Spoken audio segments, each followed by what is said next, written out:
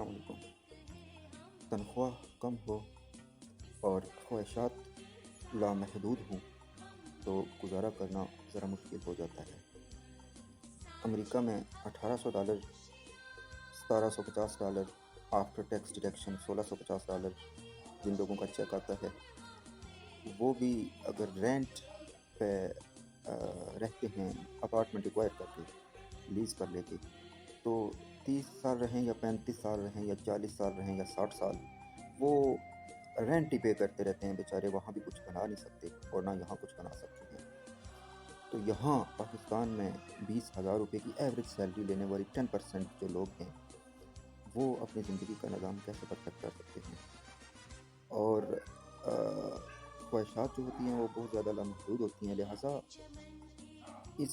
Scenario में, इस situation में अपने आप को मैनेज करने की ज़रूरत होती है। वो मैनेज कैसे किया जाता है कि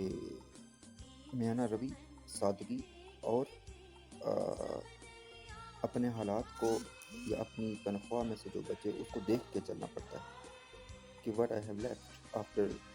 आई पे ऑल एक्सपेंसेस, कि मैंने जितने भी अपने 20,000 की सैलरी में सारे एक्सपेंसेस या बिल्स पे कर दिए हैं, मेरे पास बचा क्या है कि मैं कुछ कर सकूं। तो ये जो तंगी की सिचुएशन है, ये मज़ीद लड़ाई झगड़े पैदा करती है और स्पेशली मस्तूरात जब कोऑपरेट ना करें तो मज़ीद परेशानी हो जाती है। मैं ये नहीं कह रहा कि उनका कोई हक़ नहीं है, लेकिन मैं ये ज़रूर कहूँगा कि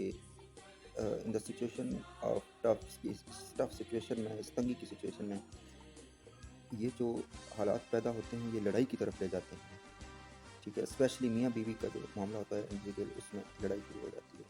इससे बचने के लिए सबसे बेस्ट ऑप्शन और हल ये होता है कि बीवी और मियाँ बैठ के आपस में किसी से मशवरा करें। इसमें ढकी छुपी बात कोई होती नहीं है कि हमारी आमदन कितनी है, हमारा पूरा मंथली खर्च कितना है और हमारे पास बचा कितना है।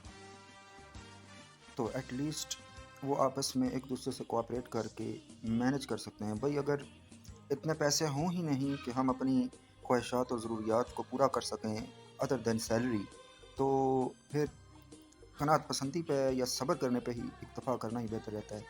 इंस्टेड ऑफ कि हम लड़ाई झगड़ा शुरू करते हैं। Excuse me. तो सबसे बेस्ट जो सलूशन है वो ये है कि कोई पार्ट टाइम जो है ना, अपने घर में छोटी सी मशीन, कोई भी बिज़नेस आप चूज़ करें,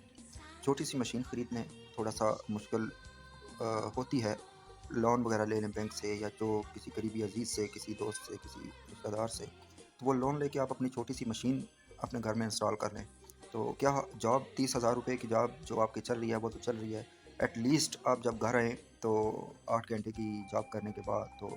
थोड़ा सा रेस्ट करके सिर्फ 2 या 3 घंटे भी आप रोज़ाना उस छोटी सी मशीन पर घर के अंदर भी काम करेंगे तो आपकी एक्स्ट्रा इनकम जनरेट हो जाएगी। तो उस एक्स्ट्रा इनकम से आपके जो दीगर मामलात हैं वो बेहतर होना शुरू हो जाएंगे। पहले ही बेरोज़गारी बहुत ज़्यादा है, लेकिन आप ये हमारा मुआशरा जिस तरफ जा रहा है, 87% लोगों में से, यानी कि 97% लोगों में से 10% सैलरी पर्सन्स हैं और 87% लोग जो है अनएम्प्लॉयड हैं। तो उन अनएम्प्लॉयड के लिए भी यही सोल्यूशन है कि अगर जॉब्स आपको नहीं मिल रही, मार्केट में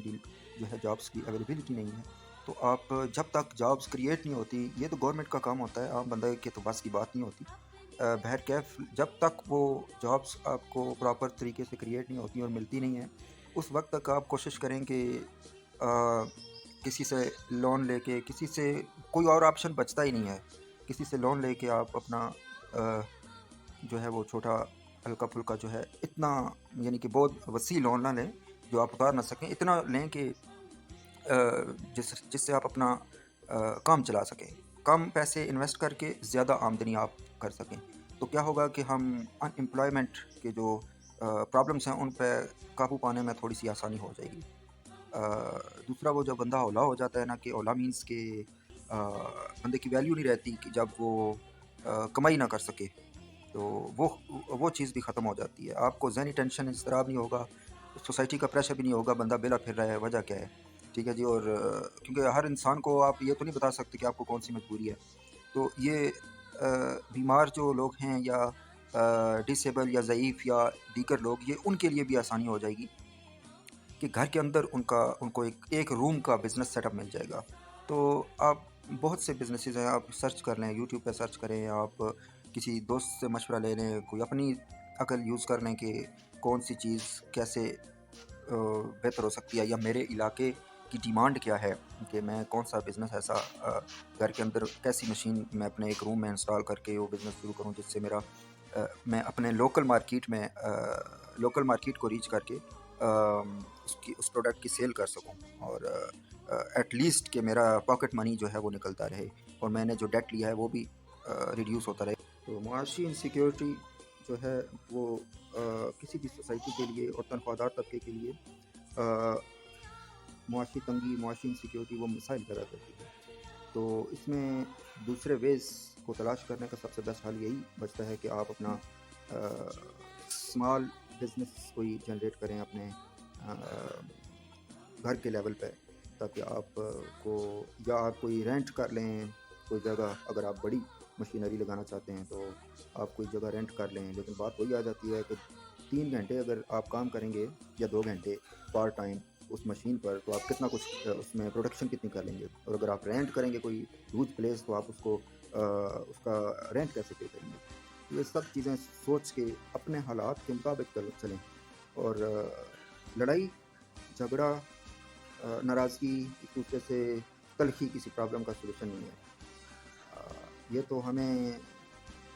ایز اے نیشن یونائٹڈ ہو کر چلیں گے تو ان دا فیوچر ہمیں بہتری کی طرف آنے کی امید ہے، لیکن ہمیں یہ چیز حکومتی لیول پہ بھی سوچنی چاہیے، اور اپنے نمائندوں کو بھی اس طرح کے لوگ چننے چاہیے جو ہمارے بیسک نیڈس اور ان معاملات اور ان پریشانیوں سے آگاہ ہوں، اور وہ کچھ چینج کر سکیں۔ لیکن پیلس میں بیٹھے ہوئے بندے کو اگر آپ ووٹ دے کر محل میں دوبارہ پہنچا دیں گے تو وہ آپ کی پرابلمس کا سولوشن نہیں نکال پائے گا، اور نہ ہی آپ کے لیے کچھ بہتری لا سکے گا۔